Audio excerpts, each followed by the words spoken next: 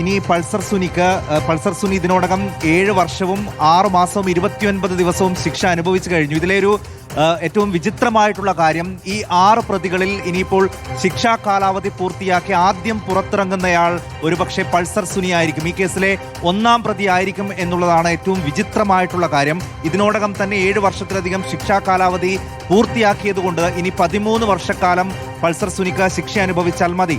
Martin Antony 5 വർഷവും 21 ദിവസവും, സ്വാഭാവികമായും 15 വർഷം മാർട്ടിൻ ജയിലിൽ കിടക്കേണ്ടി വരും.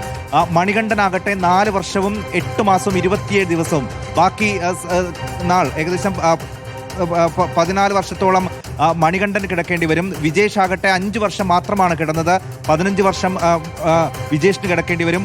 സലീം 1 വർഷം മാത്രമാണ് കിടന്നത്, 19 വർഷം കിടക്കേണ്ടി വരും. പ്രദീപ് വിചാരണക്കാലത്തെ തടവ് ശിക്ഷയിൽ നിന്നുള്ള കുറവ് ചെയ്യൽ കൂടി വരുമ്പോൾ 6 പ്രതികൾക്കും ഒരേ ശിക്ഷ. ആർക്കും ജീവപര്യന്തമില്ല, പൾസർ സുനിക്ക് പോലും ജീവപര്യന്തമില്ല.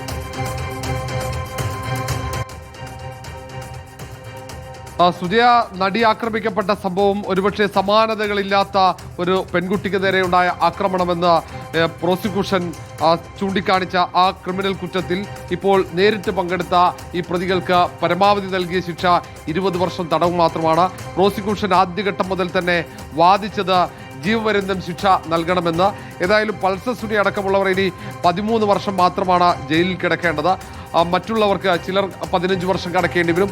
പ്രതികളുടെ പ്രായം ഉൾപ്പെടെ പരിഗണിച്ചുകൊണ്ടാണ് ഇങ്ങനെ ഒരു ശിക്ഷ കോടതി വിധിച്ചതെന്ന് കോടതി തുടക്കത്തിൽ തന്നെ പറയുന്നുണ്ട്. പക്ഷേ പ്രോസിക്യൂഷൻ പ്രതീക്ഷിച്ചത് ജീവപര്യന്തമാണ്. ഒരു ഘട്ടത്തിൽ പൾസർ സുനിക്കെങ്കിലും ജീവപര്യന്തം ശിക്ഷ ലഭിക്കുമെന്ന് കണക്കുകൂട്ടി.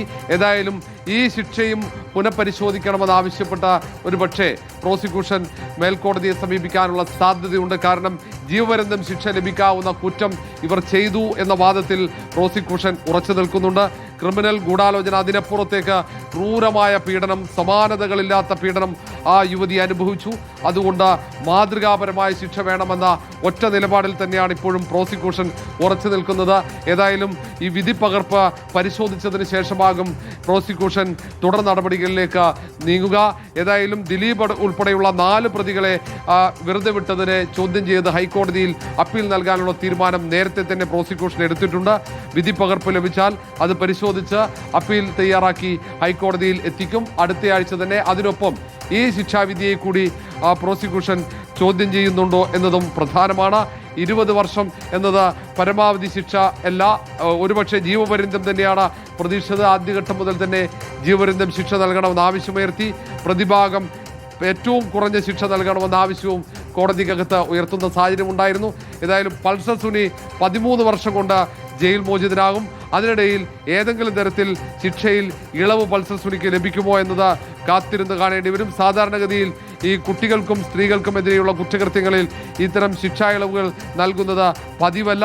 എന്നാൽ പോലും ഇനി അങ്ങോട്ടേക്ക് എങ്ങനെയായിരിക്കും, അങ്ങനെ ഇളവ് ലഭിക്കുമോ എന്നതും പ്രധാനമാണ്.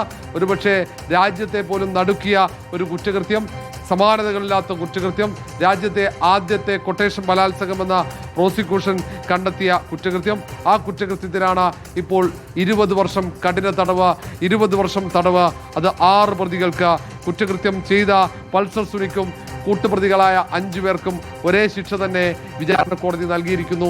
ഏതായാലും ജീവപര്യന്തമാണ് പ്രോസിക്യൂഷൻ പ്രതീക്ഷിച്ചത്. അതുകൊണ്ട് അതിന്റെ തുടർ പ്രതികരണങ്ങൾ, പ്രോസിക്യൂട്ടർ വി അജകുമാറിന്റെ പ്രതികരണം ഈ കാര്യത്തിൽ ഏറ്റവും പ്രധാനമാണ്. തെളിവുകളുടെ അടിസ്ഥാനത്തിലാണ് വിധി. സമൂഹത്തിൽ നടന്ന ചർച്ചകൾ വിധിയെ ബാധിച്ചിട്ടില്ലെന്നും പ്രതികളുടെ പ്രായവും കുടുംബ പശ്ചാത്തലവും പരിഗണിച്ചുകൊണ്ടാണ് ശിക്ഷ വിധിച്ചതെന്നും ജഡ്ജ് വ്യക്തമാക്കുകയാണ്.